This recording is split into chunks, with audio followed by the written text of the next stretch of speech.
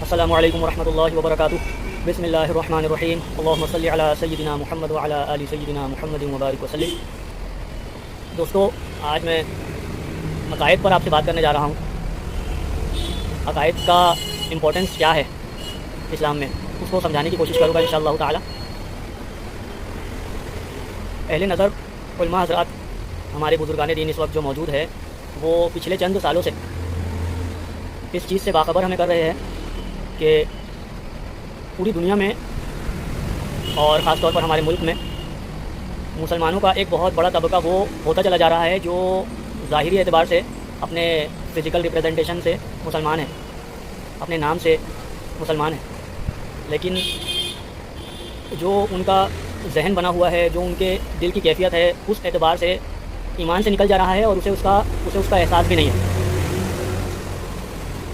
اس لیے عقائد جو ہے وہ ہمیں سیکھنا، سمجھنا اور دوسروں کو بھی سمجھانا بہت ضروری ہوتا چلا جا رہا ہے۔ اس وقت جو ہمارا سب سے اہم کام ہونا چاہیے وہ یہ ہے کہ ہمارا خود کا ایمان بچ جائے، ہمارے گھر والوں کا ایمان بچ جائے۔ سب سے پہلے تو خود کی فکر۔ اب ہم نام سے تو مسلمان ہیں، لیکن بہت بڑا طبقہ ایسا ہے جو عقائد کی ایکچوئل جو باتیں ہیں وہ جانتا نہیں ہے، جو اس کو جاننا چاہیے۔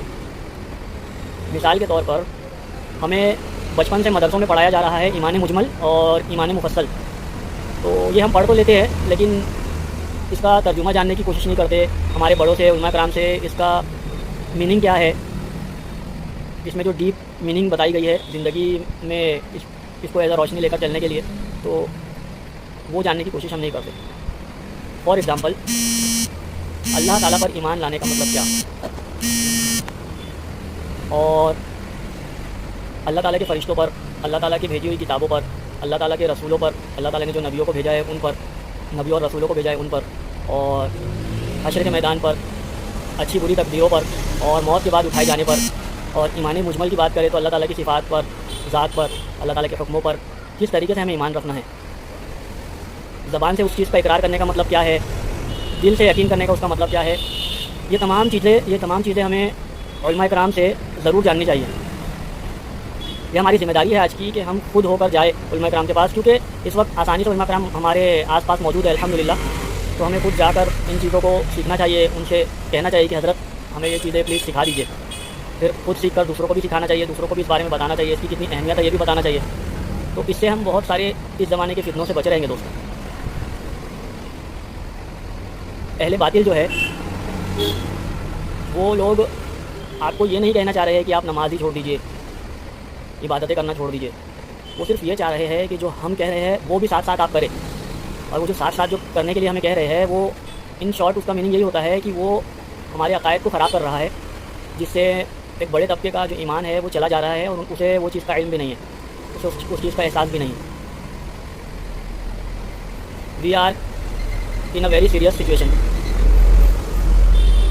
اس چیز کی فکر دل میں لے لیجیے دوستوں، کیونکہ بڑا طبقہ ہے، ہمیں ہر کسی تک پہنچنا ہے۔ اور وہ مسلمان جو تھوڑا بہت بھی علم رکھتے ہیں اور اپنے بڑوں سے، اپنے علماء کرام سے جڑے ہوئے ہیں، ہم لوگوں کو داعی ذہن بنا لینا چاہیے۔ ہماری کیفیت یہ بن جانا چاہیے کہ ہم ہمیشہ دعوت دینے کے لیے تیار رہیں، کیونکہ جب بات ہم کرتے چلے جائیں گے لوگوں سے، تبھی چیزیں پھیلے گی۔ تو اس چیز پر بہت غور و فکر کرے دوستوں، دوسروں تک بھی ان باتوں کو پہنچائے۔ ہمیں اللہ تعالیٰ کے پاس جو جانا ہے وہ ایمان ہی بچا کر لے کر جانا ہے دوستوں۔ یہ جو پیسہ ہے، یہ جو ورلڈلی ٹریجرز جو ہے، جس کو ہم آج کی دنیا میں سب کچھ سمجھ لے رہے ہیں، یہ کوئی کام آنے والی چیز نہیں ہے دوستوں۔ ہمیں ایمان ہی بچا کر لے کر جانا ہے۔ اللہ تعالیٰ جو جنت کا وعدہ کیا ہے وہ ایمان پر ہی، ایمان کی حالت میں ہی کی ہے، مطلب جو پیرامیٹر ہے، کنڈیشن ہے، وہ ایمان ہے، اللہ تعالیٰ کی رضا ہے۔ ایمان ہے تو سب کچھ ہے۔ تو اس لیے ان چیزوں کو دوسروں تک پہنچائے، خود بھی سمجھے، دوسروں تک بھی پہنچائے۔ اور فتنوں اور گمراہیوں سے اس وقت بچنا ہے تو میری آپ لوگوں سے درخواست ہے، آئی ریکویسٹ کہ پلیز علماء کرام سے اپنے رابطے کو مضبوط کر لیجیے پلیز۔ اللہ تعالیٰ ہم سب کو کہنے سننے سے زیادہ عمل کرنے کی توفیق عطا فرمائے۔ اللہ تعالیٰ ہمارا خاتمہ ایمان پر کرے، اللہ اپنی رضا پر ہمارا خاتمہ کرے، آمین یا رب العالمین۔ جزاکم اللہ خیرا کثیرا۔ السلام علیکم ورحمۃ اللہ وبرکاتہ۔